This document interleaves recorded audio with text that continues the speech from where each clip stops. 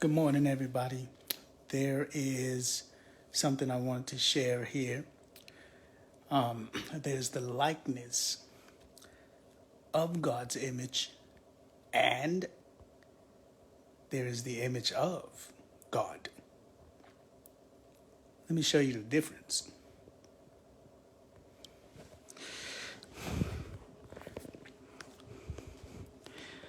Again, there is the likeness of the image of God, and there is the image of God. I want you to see the difference so that you can understand the difference between Adam and Jesus.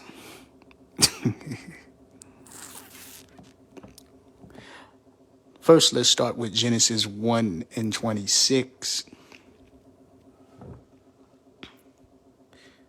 You see verse 26 there? Very popular scripture. Then God said, "Let us make man in our image, according to our likeness." I'll stop right there to explain the us. I have shared that who God was speaking to when he said, "Let us," wasn't a who at all. It was a what. I have shared scripture that God speaks to the wind, that God speaks to fig trees, that God speaks to the earth and tells the earth to give up the increase. God speaks to directions, the north, the south. He said, "I will say to the south, bring," I believe it was the north or the south, one of those directions, "bring my sons from afar." So God doesn't just speak to people or just to persons. God speaks to all things that he created. He speaks to everything, and everything hears God, not just everyone. So God doesn't just speak to people, but he speaks to things as well. In this case, the us is not another person. The us is one person speaking to an image that he has, which he made man after the likeness of. Let's continue reading. And he wasn't speaking to the angels. Let me explain that before I continue reading. Because the angels didn't make man. God did. Neither did they help make man. Neither did God use them to make man. Because God created man in his own image. He made them. All right? I believe it's Isaiah 45 and 12, I think it is. Or 45 and 7, one of those. God said that he laid the earth, created the heavens, and he made man on it. Created the earth, laid the earth and created man on it. He himself. All right. Malachi 2 and 10. Have we not all one God, one Father? Has not one God created us? So only the Father. Let's read this. Then God said, let us make man in our image according to our likeness. That's what I want you to see. Likeness. Let them have dominion over the fish of the sea, over the birds, over the air, over the cattle, over all the earth, and over every creeping thing that creeps on the earth. So he wasn't talking to creeping things on the earth. He wasn't talking to the birds of the air. He wasn't talking to the cattle. Because all of that's excluded by man having dominion over all of that. So all of that is not what he was talking to. So anything that you can think of that creeps on the earth, when God said, let us make man, he wasn't talking to none of that. Because what he was talking to has dominion over that. So that excludes that. No, he wasn't talking to the devil, not even as Lucifer. No, he wasn't talking to angels. Nothing that creeps on the earth.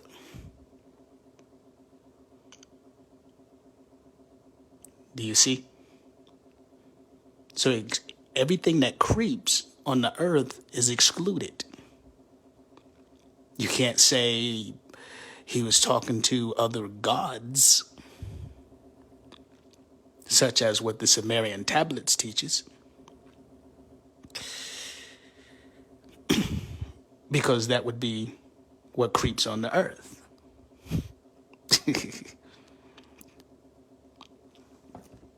So anything that creeps on the earth is excluded.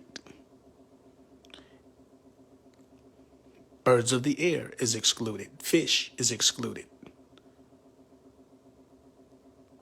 Who he's talking to has something to do with what has dominion over that. So if it doesn't have dominion over that, it's not that. That's clear. Now let's continue. And he wasn't talking to the earth neither, because man was given dominion over the earth. So again, anything that has dominion over, anything that man has dominion over, that's not what he was talking to when he said, let us. Verse 27 clears it up.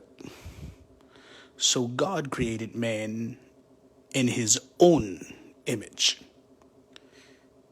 In the image of God, he created him. Notice, in the image of God, he created him. So what do we have here? We have two of something. Not two persons. We have two of something.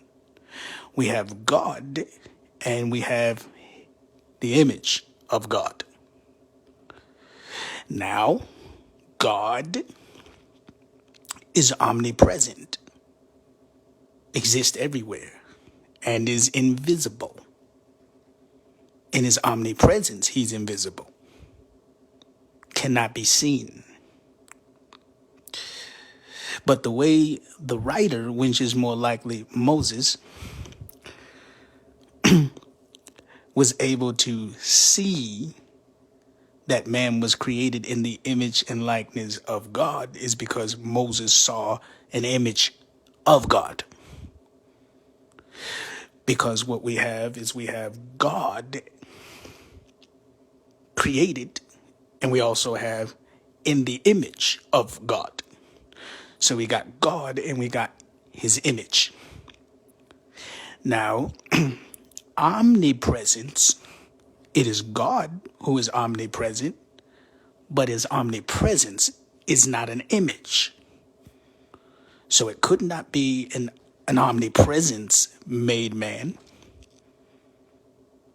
just an invisible omnipresence, just causing dust to just form and nothing was seen. It just start forming out of nowhere with no appearance of anything. No. Because if that is what happened, then the writer would not have known that man was made in the image and likeness of God's image. Now, there were prophets in the Old Testament that saw God, not the omnipresence, not the deity, but they saw an image of the invisible God that looked like a man. They seen it sitting on the throne. Daniel seen it. I believe Ezekiel also seen it. Abraham spoke to God face to face, and God showed up to Abraham. This was before the Son of God. God showed up to Abraham looking like a man and talked with him face to face, one on one. So the omnipresent God, even in the Old Testament, had an image. That's what he made man in the image and likeness of. Pattern after that.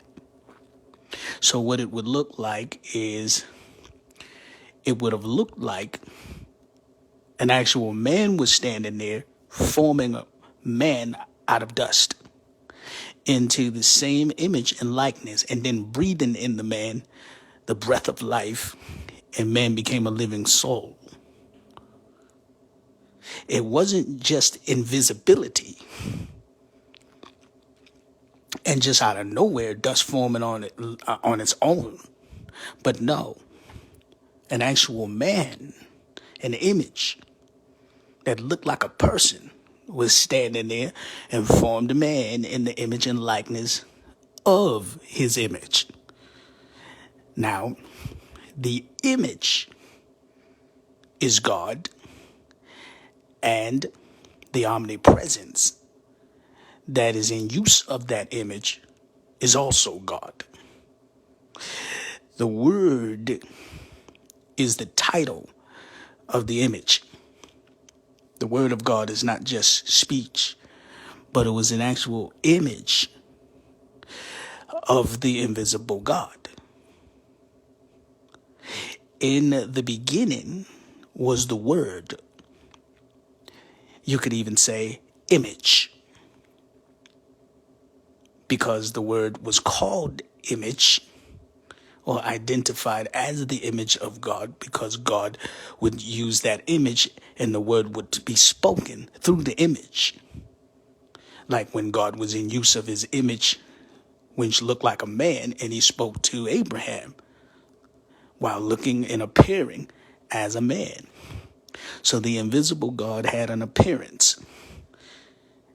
His appearance was him, and the omnipresence that you could not see, that was also him. Do you see? So when God said, let us make man in our image, he was talking to his image when she made man in the likeness of. That image is what has dominion over everything, because the image is God, and also the omnipresence is God. Do you see? So God wasn't speaking to a person when he said, let us. God was speaking to an image that he had, which belonged to him, that he appeared as when she made man in the image and likeness of. All right. That's a little revelation for you. So God made man in the image, in his own image. His own image. His own. Notice, the image was his own. There was an image that was his own. His means it belongs to, an ownership. So God had an image that represented his person. The image was God, and the invisibility of the Spirit of God that was using the image, that is also God. So we have the omnipresence, and then we have the image of him who is omnipresent. The voice from heaven. Remember when God spoke from heaven and said, "This is my beloved Son in whom I'm well pleased," when the Holy Spirit descended upon him in order to show to John who the Son of God was? The Spirit that descended upon the Son wasn't the Son, because the message was to John, who you see the Spirit descend upon, that's the Son of God. So the man that the Spirit descended upon was the Son. The Spirit itself was not the Son. The Spirit itself was God, the image of God. So the image of God came out of heaven like a dove and descended downward upon the Son of God in order to point out to John, this is the Son, who you see the Spirit descend upon and remaining on is the Son of God. That's how he was able to know.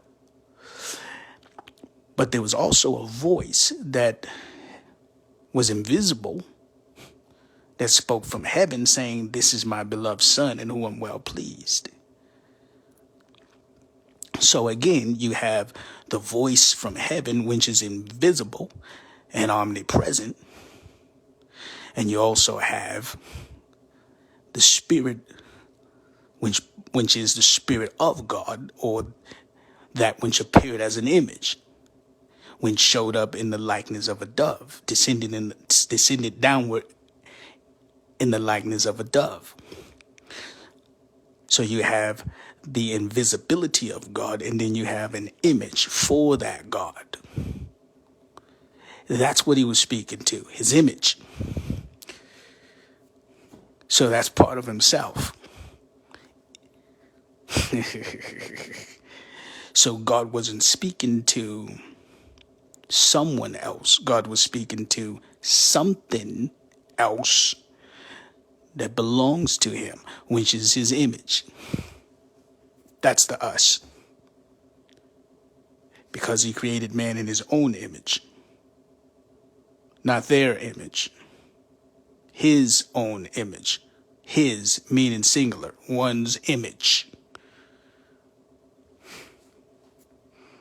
You see? Let me give you another example. You have an image. Your body is the image of your spirit. But your spirit and your body are not two separate persons. Your body is what your spirit owns and is in use of. So I cannot identify your body as someone else. I can only identify your body as something else that pertains to you. Neither can I identify your spirit as someone else. I can only identify your spirit as something else that pertains to you. But this something else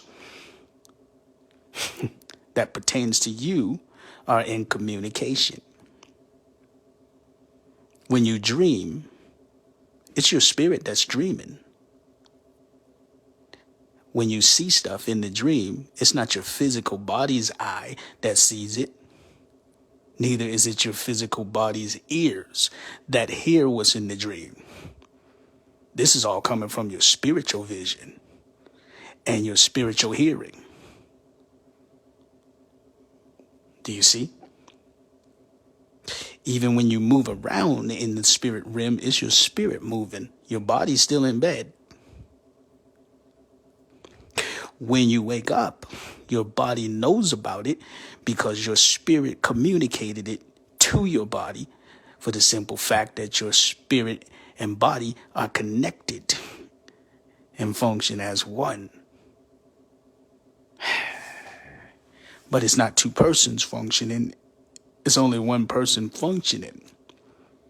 So your spirit and your body are not two separate persons.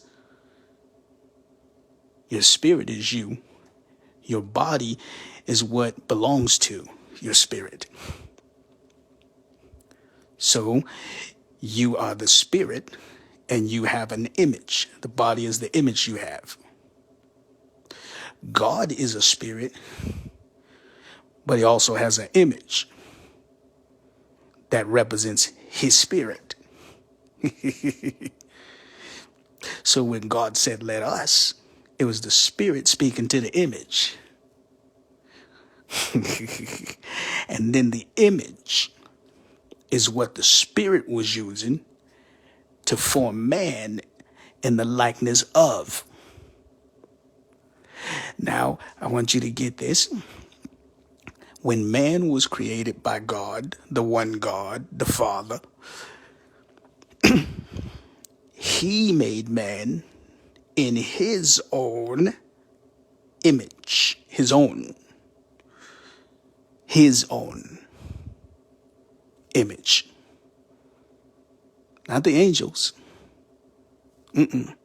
His own image. He's the one that made him. And he's the one that created man in his own image. All right? So one creator. Again, you have the invisible God, and then you have an image for the invisible God.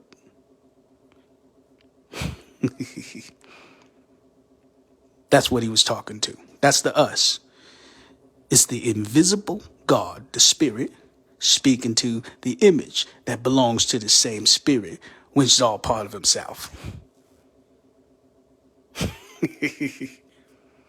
That's the us. And how I know that that's what was in operation making man is man was made in the image and likeness of God. So it couldn't have just been a voice from heaven that's invisible, because that's not an image. It couldn't have been an omnipresence, because that's not an image. There's no likeness of. So it had to be an image, which it says that God has an image. His image. His meaning ownership. There was an image of God that looked like a person. Even before the Son of God was on the scene, there was an image for the one God that looked like a person. That's what people saw in the Old Testament, sitting on the throne. And that's what appeared to people in the Old Testament, talking to them as God, the Father. And that's how they saw God. They saw his image that he appears as. They couldn't look at the deity and live, but they could look at the image. Do you see? Moses spoke to God face to face. What face? The image that God appeared as. But then it said, you cannot see my face. What face was that?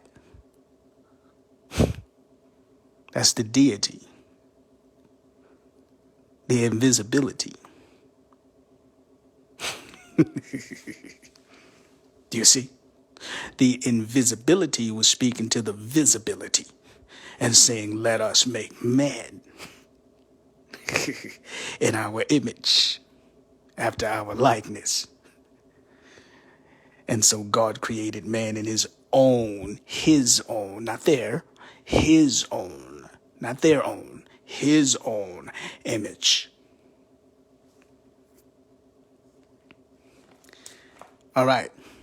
I wanted to get that out the way and to explain let us. All of that's consistent of the one God. It's not a trinity. It's not multiplicity of persons. It's one alone, the Father. Proof it's the Father, again, Malachi 2:10. Have we not all one Father? Has not one God created us? More proof it's the Father speaking in Isaiah 45, and I think it is either verse 7 or verse 12. You can just read 7 and 12 and find it yourself. I'm just quoting it to save time, so I don't take up all your time. But God said that he laid the earth and he created man on it. He created man on it. I laid the earth and made man on it. Matter of fact, I'll just read it real quick. I should read it. Yeah, it's 12. It's verse 12. It's not verse 7. It's Isaiah 45 and verse 12. Listen, the Father speaking. I have made the earth. Not we, right? One I. This is the Father speaking. He's telling you who made man. I have made the earth and created man on it. My hands stretched out the heavens. See it? So it's only one. The us is all consistent with the one. It's one person. But that one person had an image. So God was talking to his image when he said, let us make man. My hands. Nobody else. All right? Consistent, right? I'm giving you Bible. Now, that you saw that man was created in the image and likeness.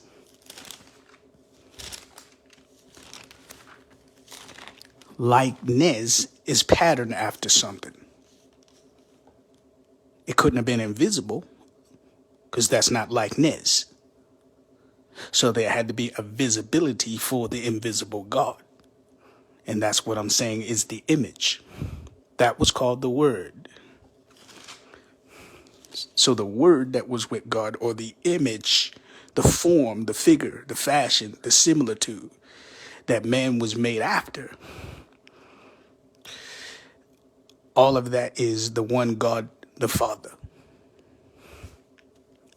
That's why you would see passages where the Father would say, I, even I am He.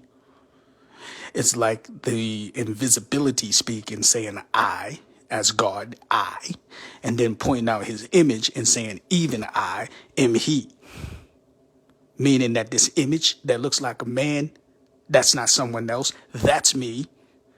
And I, who am speaking, the voice you're hearing, that's me. I, even I am He. And before me, there was no God. All right? Look at this. Okay. Adam was called the Son of God before Jesus. Oh, yeah. Let me show you. But there's a difference between the image that Adam was and the image Jesus was. Look at this. Luke, the 3rd chapter, verse 38. It's going over genealogy here. And it says the son of Enosh, the son of Seth, the son of Adam. Sorry if it's a little blurry. That's why I'm giving you the verse and chapter. Again, it's Luke 3:38. Does everyone see Adam? Son of Adam, the Son of God. So Adam was called the Son of God before the only begotten Son of God. Adam is called Son of God because God created him. So God is the father of creation of Adam. Now, the Son of God, which was begotten by the Father, is also called the Son of God because God begot him. He made him. He made the Son. And that Son also is Son of creation, meaning the body was created by God. That's why he's called Son of God. Okay? Now, we see that Adam in the book of Genesis is the image of the invisible, the likeness of the image of the invisible God. He was created in the image and likeness. Likeness, meaning there's another that he is like.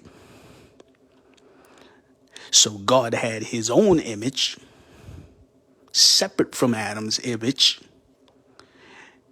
and God made Adam in the image that he himself had, likeness.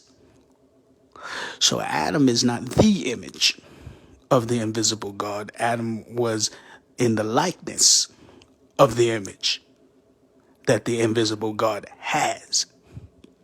So you got God, you got an image that the invisible God has, which is his own, and then you have him forming man out of dust in the same likeness of the image that he himself already had, which shows that Adam's image is a separation between God and Adam.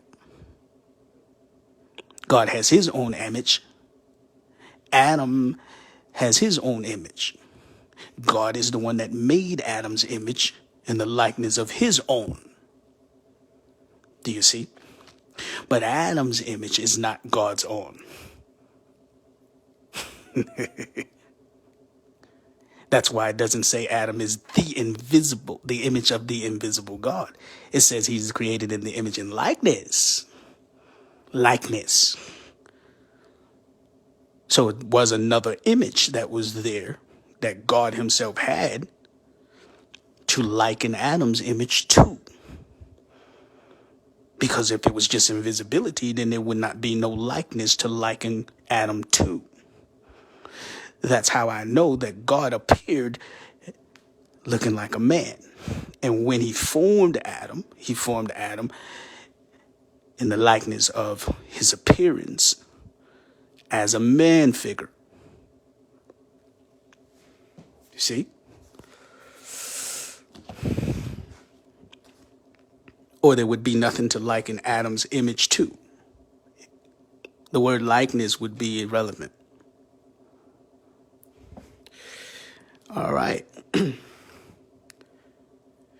So, another thing about Adam is God breathed into Adam's nostrils the breath of life, and then Adam became a living soul.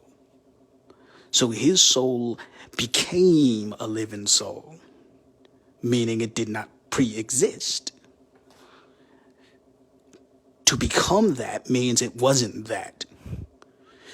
So God created Adam's soul separate from his. God had his own soul. By the way, God has a soul. Hebrews 10:38. If anyone draws back from living by faith, my soul has no pleasure in him. God is a spirit. He has a soul. And he also lives in a body. It's a glorified body. Now, deep, right? So the soul of Adam was made by God, and that's what makes separation of persons. That's why Adam is not God, even though his image is in the image and likeness of God. Simple fact that Adam has his own soul within that body, and his soul was created by God and did not become alive until God breathed life into it, and then Adam became a living soul. So that separated him as a person, meaning that Adam is his own person, separate from God. But when we get to Jesus, it's different than that. It's different than that. Let's see how it is with Jesus. 1 Corinthians chapter 1,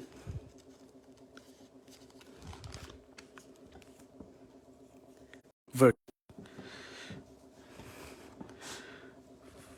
1 Corinthians chapter 1, verse 15.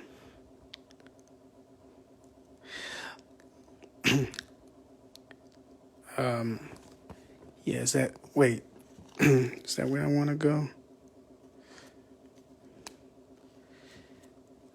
No, I don't think that's where I want to go.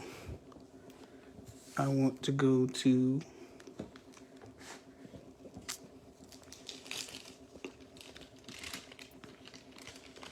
let's see.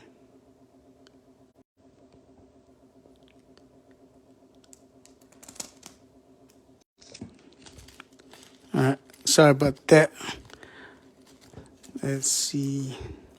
I want Colossians, not Corinthians. Colossians chapter 1, verse 15.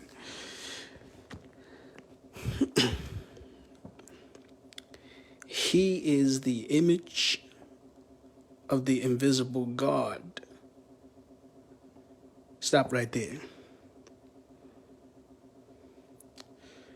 The image, right? So the Son of God, the only begotten Son, he's the image of the invisible God. Notice, he's not created in the image and likeness of God. The only begotten Son is the image of the invisible God. The image. If he's the image of the invisible God, he can't be another person. He's the image of the person who is God, meaning God's body. Adam, on the other hand, is created in the image and likeness of God's image.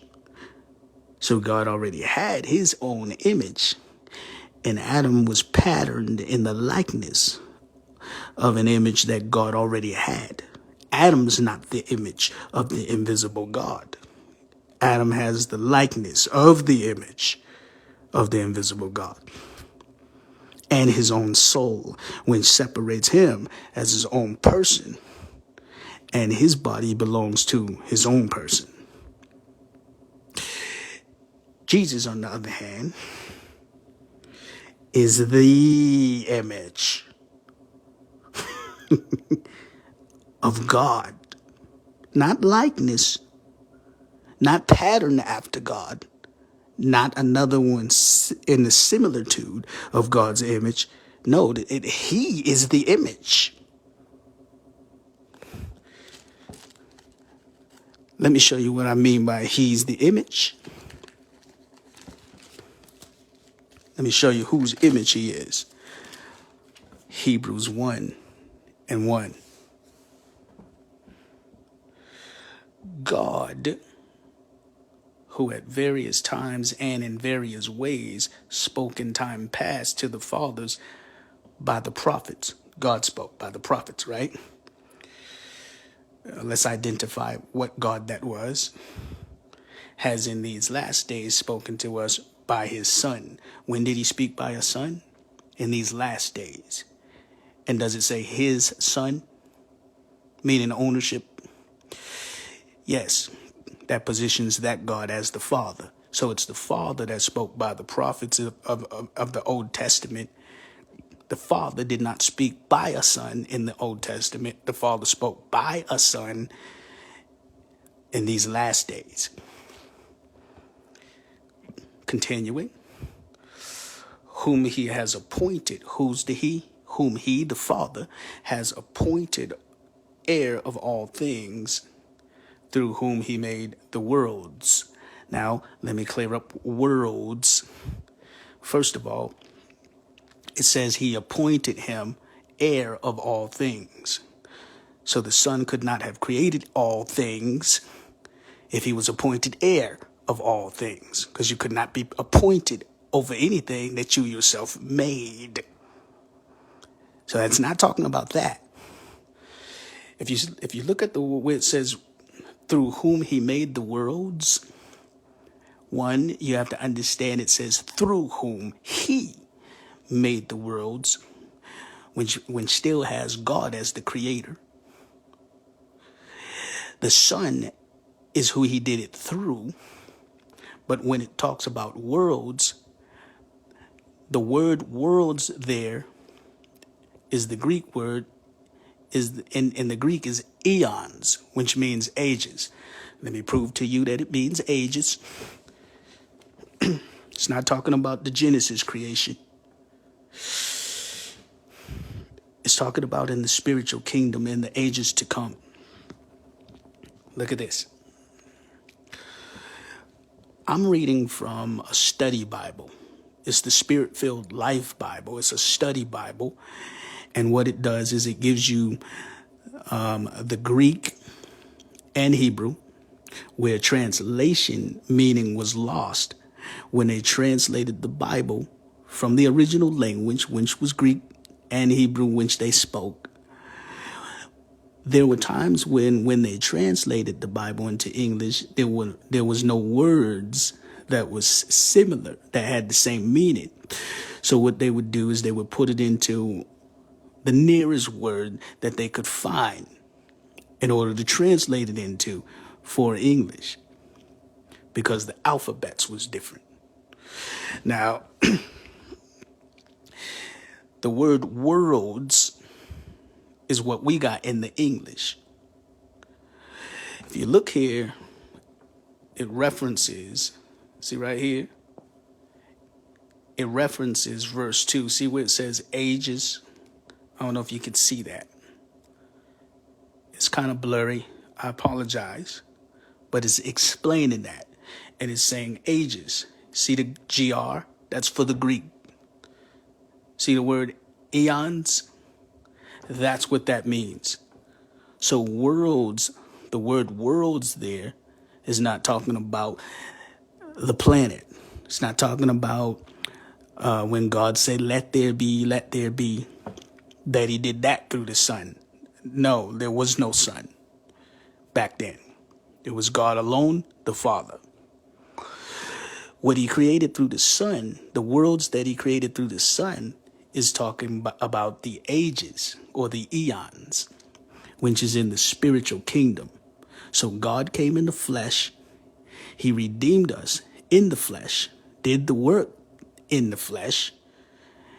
And in the flesh, he created a new creation through Christ Jesus. You see? So God functioning as the man created the spiritual kingdom. And that's how you're born again. Before God did that, you were not born again and you didn't belong to a new creation. But when he came in the flesh and redeemed you, then he created through the Son, which was his body, not a separate person. Through the Son, he was able to accomplish his redemption plan. And that's what he made through the Son, the new creation. And it still has him as the creator. He's just doing it through the body. All right? So it's talking about the ages. There will also be a new heaven and a new earth. That was all made possible by God coming in the flesh and redeeming us. So he created all those things of the spiritual kingdom through the Son. But as far as the Genesis creation, there was no Son because there was no physical body that was begotten.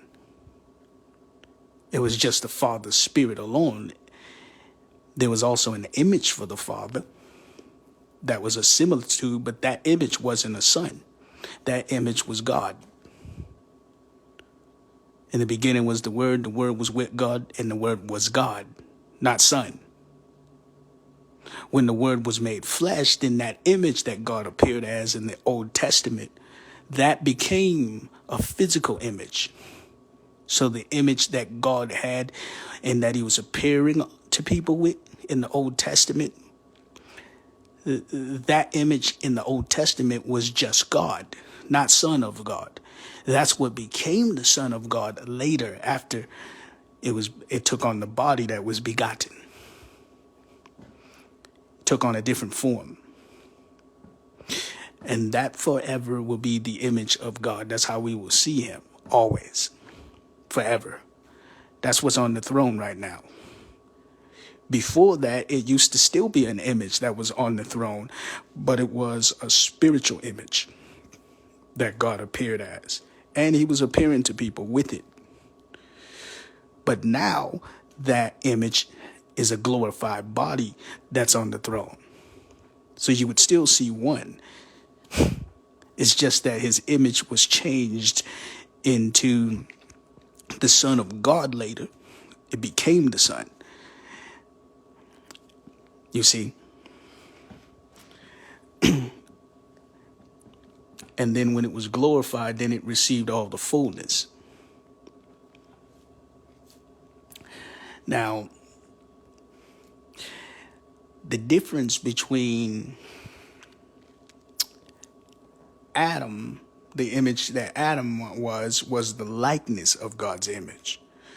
But the image of the Son of God is the image. And I want you to see what I mean by the image. Let me read on. I just wanted to explain worlds here so that you don't get confused and show you what the Bible says in the footnotes in the study Bible, breaking down what worlds means. It doesn't mean the Genesis creation.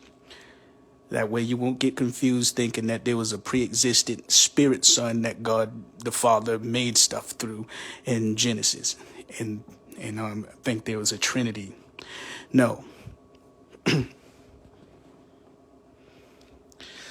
All right. Look at this.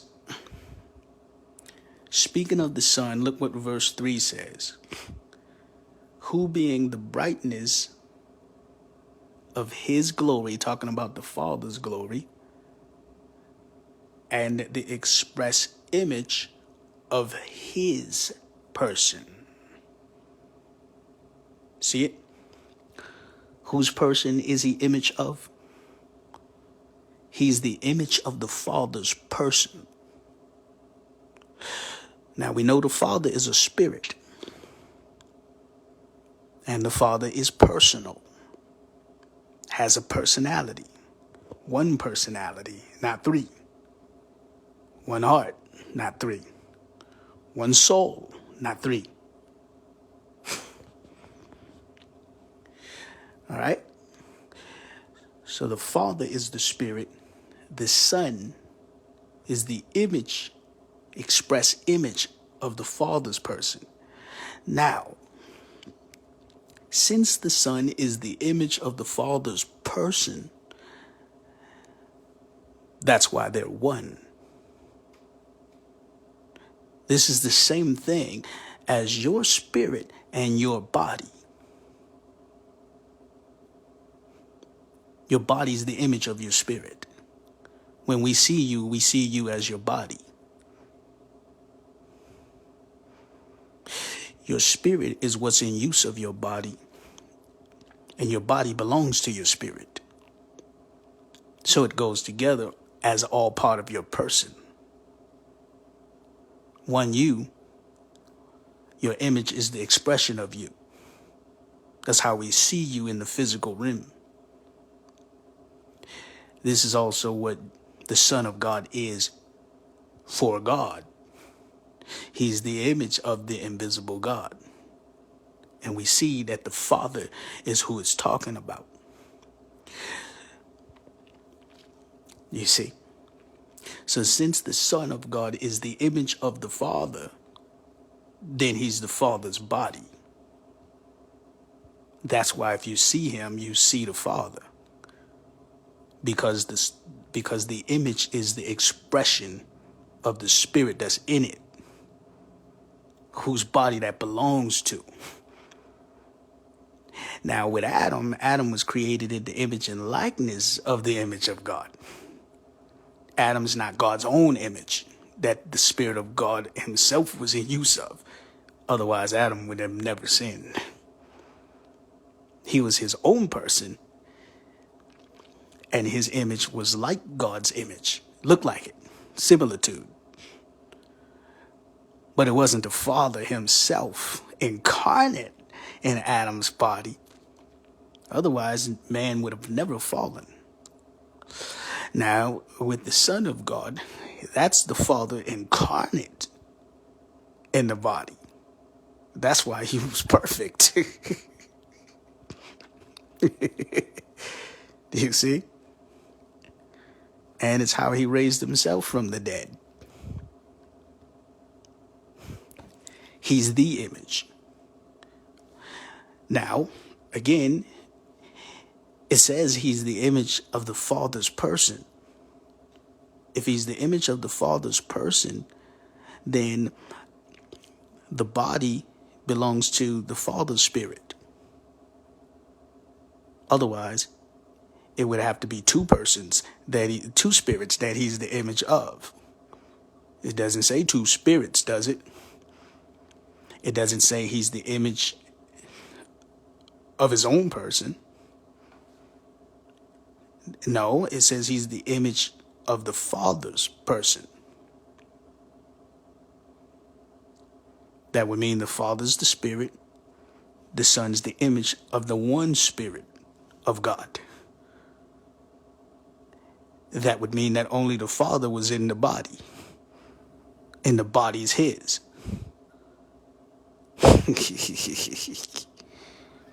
The body's his. So that's part of himself.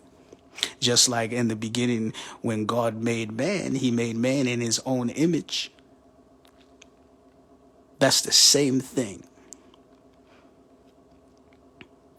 So the image that God made man in the image and likeness of, which was a spiritual image back then, that spiritual image became flesh.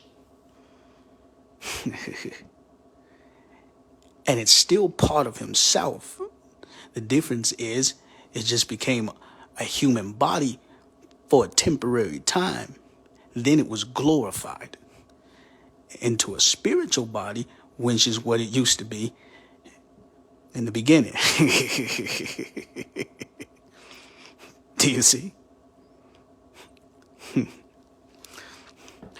So what God sent from heaven to take on flesh was his spiritual image. And the spiritual image came down from heaven while the omnipresence remained in heaven and the glory remained. And God incarnated a portion of his spirit in the flesh. The reason why I say portion, I got scripture for that, is because the Bible said that he took part in our humanity. Took part. Not took all, took part. So God took part in our humanity. He didn't incarnate all of his spirit. Not until the body was glorified. Otherwise, he couldn't have died. So at first, the Spirit of God took part in the humanity. In the humanity, he was functioning as the Son with limitations. human function. But because God is omnipresent, he was able to remain outside of the body at the same time while still being in it.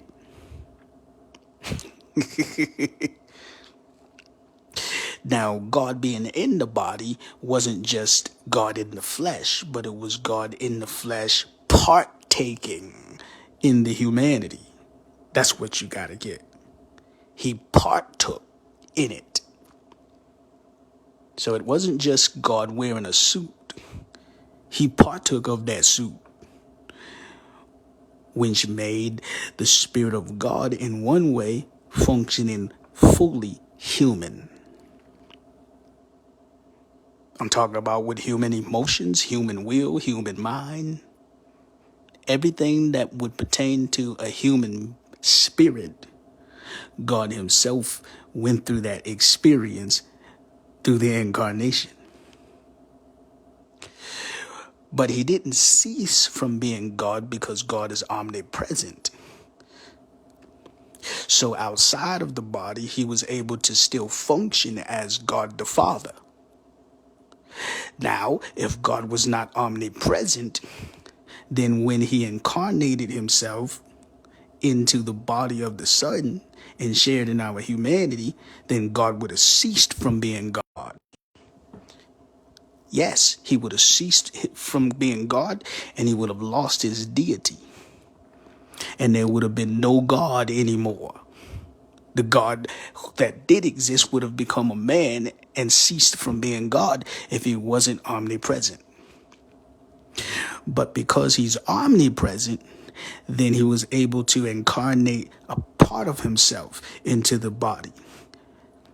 And only part of himself would be functioning as the Son.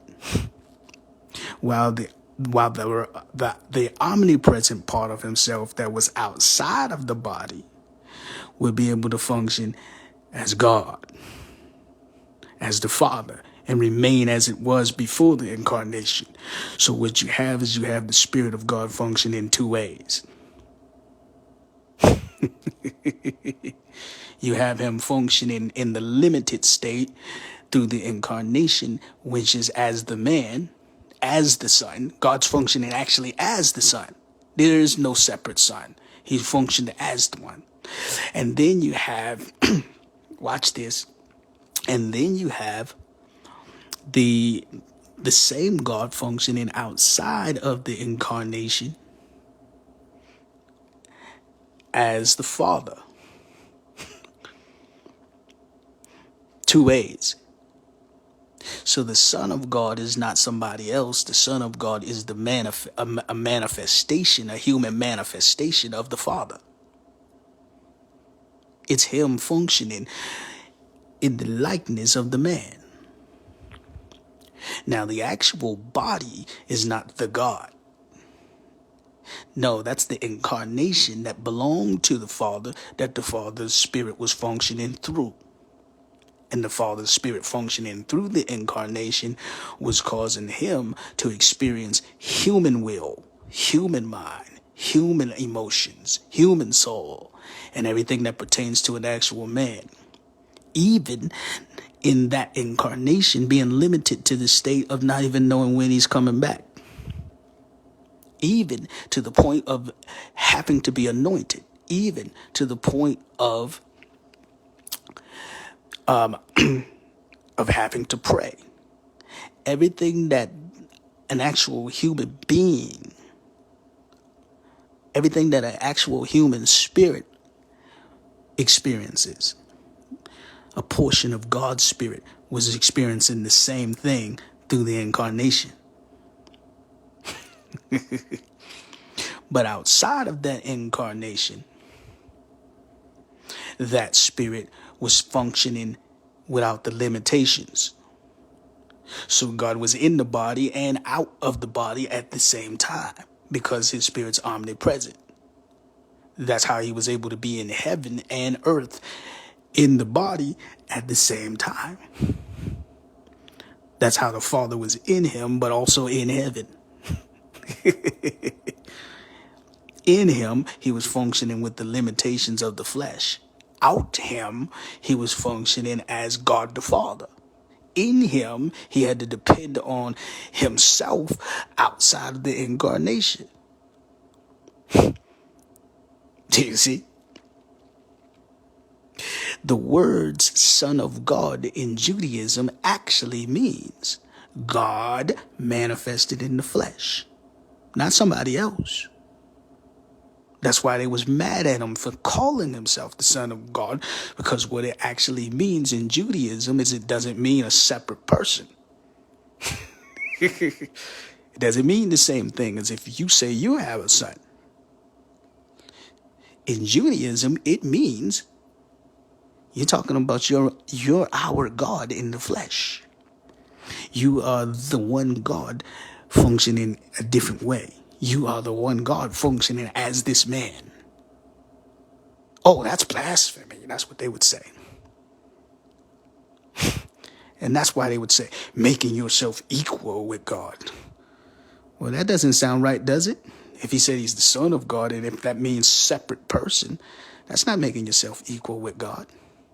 But in Judaism, Son of God doesn't mean separate person.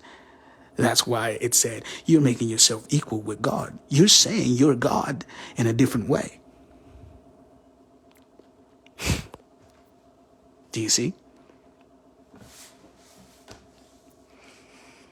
So that's what it means. Now, in Colossians, it says that, let's just go there. Let's just go there. Let's go back to Colossians real quick, because my battery is getting ready to die soon. Seems to love to happen and when I get to this good stuff. All right, let's look at Colossians. Let's see, do I want to go to...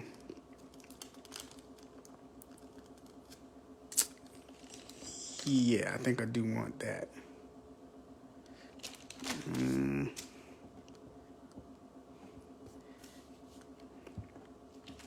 Okay. Colossians chapter 2.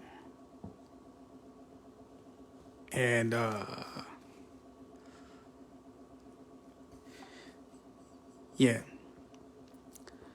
chapter 2, and let's look at verse. I'm going to try to hold it through the phone.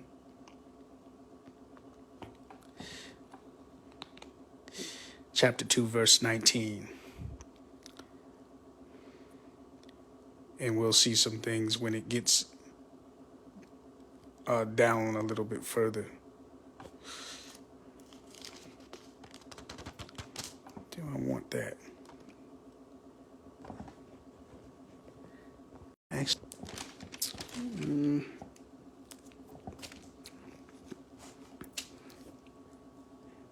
okay, yeah. Colossians. But let's look at verse 1. Chapter 1, verse 19. Colossians chapter 1, verse 19. And I'll try to get through this before my phone dies. I don't have it plugged up. For it pleased the Father that in him all the fullness should dwell. Okay, so we know that there was a time where the Son did not have all the fullness. So it was a portion. That's why I say part. God took part in the body, in the incarnation, for the earthly ministry. In order to fulfill the role of the man, God functioned in the body with a limited state. So there was a time where not all the fullness was in the Son, even though it was God incarnate, but it was only in part during the ministry, the earthly ministry, for the purpose of being able to suffer, being able to share in our humanity, being able to have to pray, being able to be limited.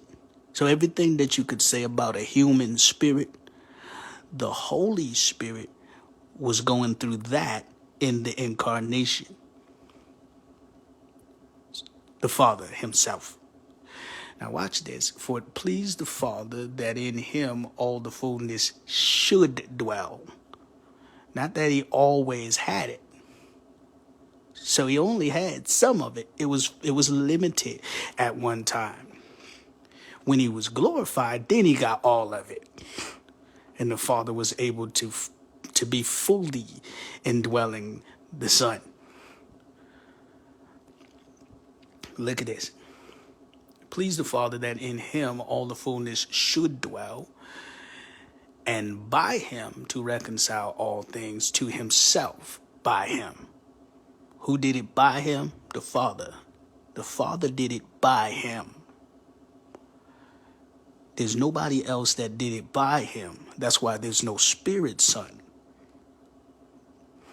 that was working with the Spirit Father. You don't have two spirits. You have the Father as the forefront of the flesh, in the flesh, and him doing it by the Son to reconcile all things to himself. So it was only one that we were reconciled to. Now, if there was a pre-existent Son or a Trinity of three, then we would be reconciled to three. But we wasn't. We was only reconciled to one, and that's the Father. We clearly see it. And by him to reconcile all things to himself. So the God that was in Christ reconciling the world to himself, it is literally the Father alone. The Christ that was anointed as Christ is the Son, which was the man. So the Holy Spirit that was in the body that was working anything was the Father.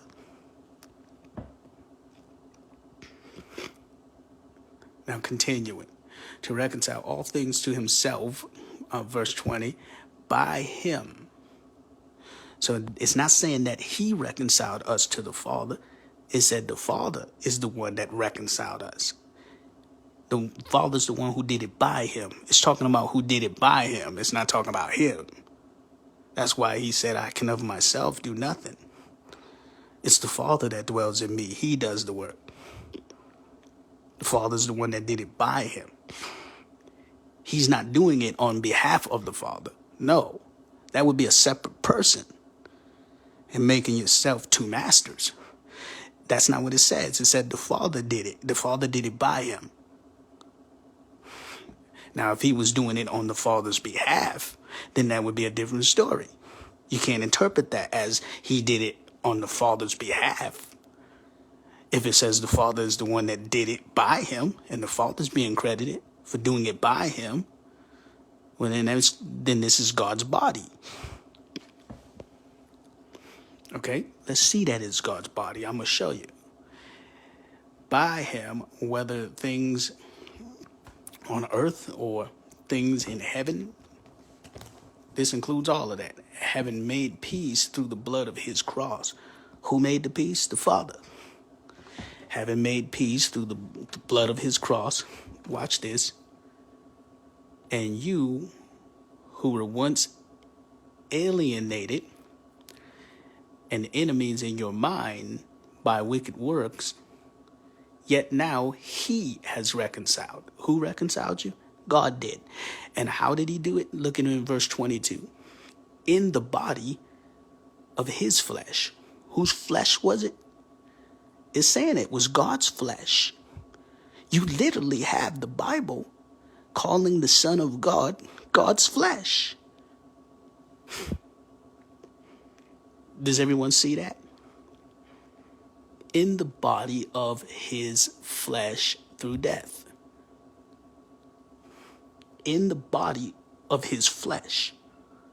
So God the Father was in the body of his flesh, which means the body is God's own. That's why it's the image of the invisible God, the express image of the Father's person. So the Son of God is not a separate person. The Son of God is the body of the Father. It literally says that. It doesn't say it's the body of the Son. And it doesn't have a spirit son doing anything. It's talking about the Father doing it. And he's doing it through the body of his flesh. And the only one that we're being reconciled to is the Father alone. Now, if there was a spirit son that was indwelling the body, that was working on the Father's behalf, then we would have a spirit son that was in the flesh reconciling the world. That's not what it says. It says the Father.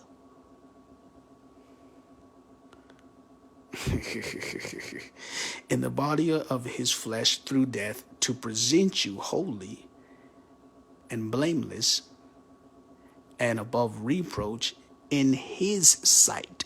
Whose sight? In his own sight. So the Father is presenting you through the body to the omnipresent part of himself. His own sight. Does it say his own? Does it say his sight? So how is he able to present you to himself? He's functioning as the man, and as the man, through the incarnation, he's able to present you to his spirit outside of the incarnation. So you have God functioning in the flesh and out the flesh at the same time. He's controlling both of them. He's controlling both functions. In the flesh, he's able to present us mediation. He's doing the mediation through the man, which is his own flesh, his own body. He's functioning in that role. And beyond the incarnation, he's functioning as the presence outside of the body.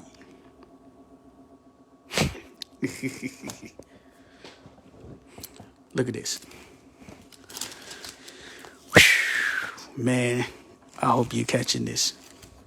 I hope you're catching this. The Son of God is the operation of God, not another person.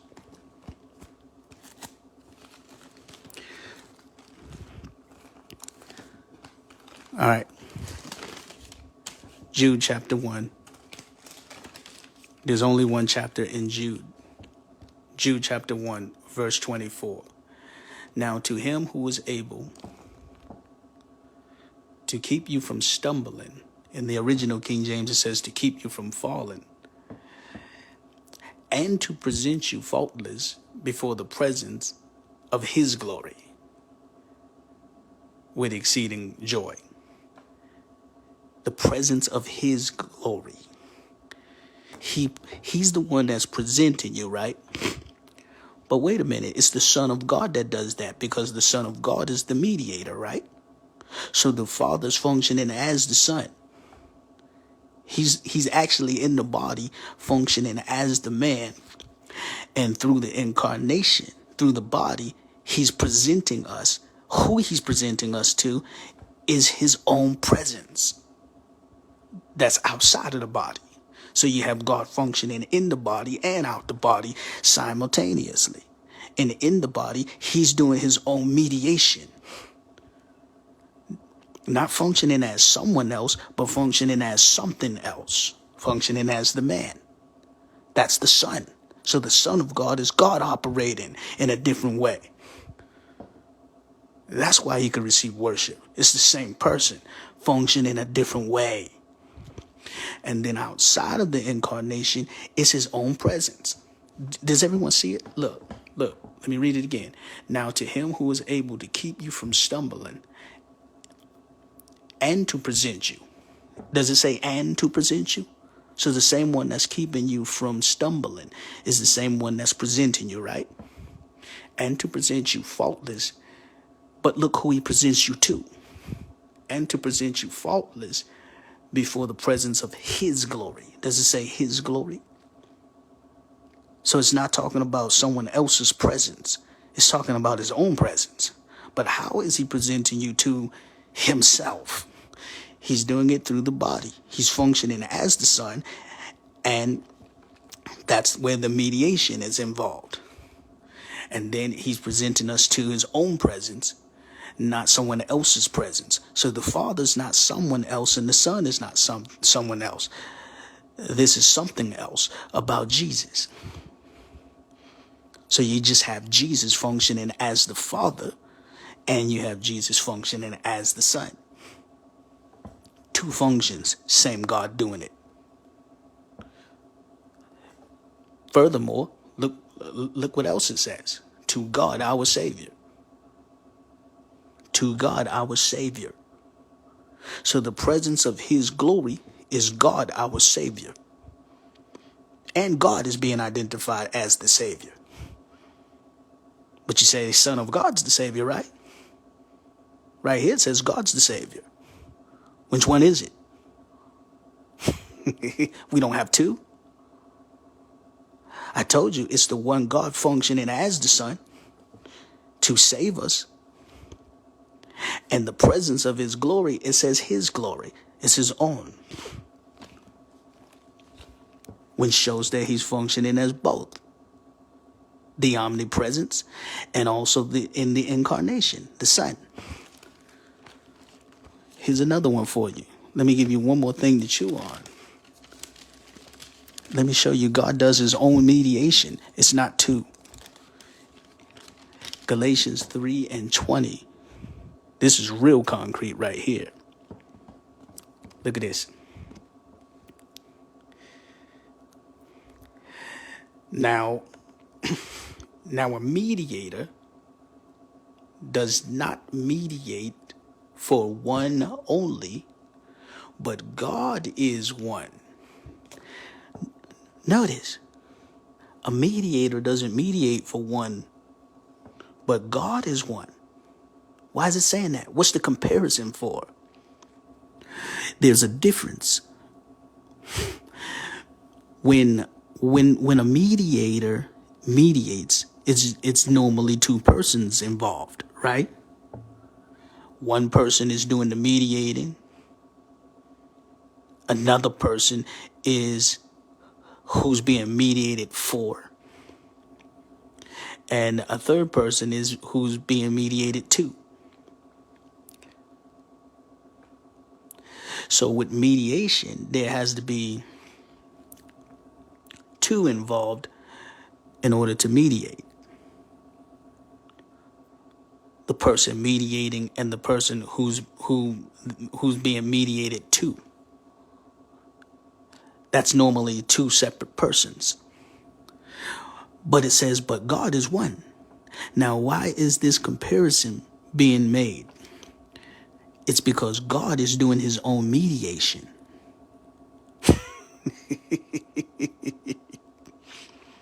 And he's letting you know, oh no, it's not two persons involved. Because you see God doing his own mediation. It's not two of them. There's nobody working together with him.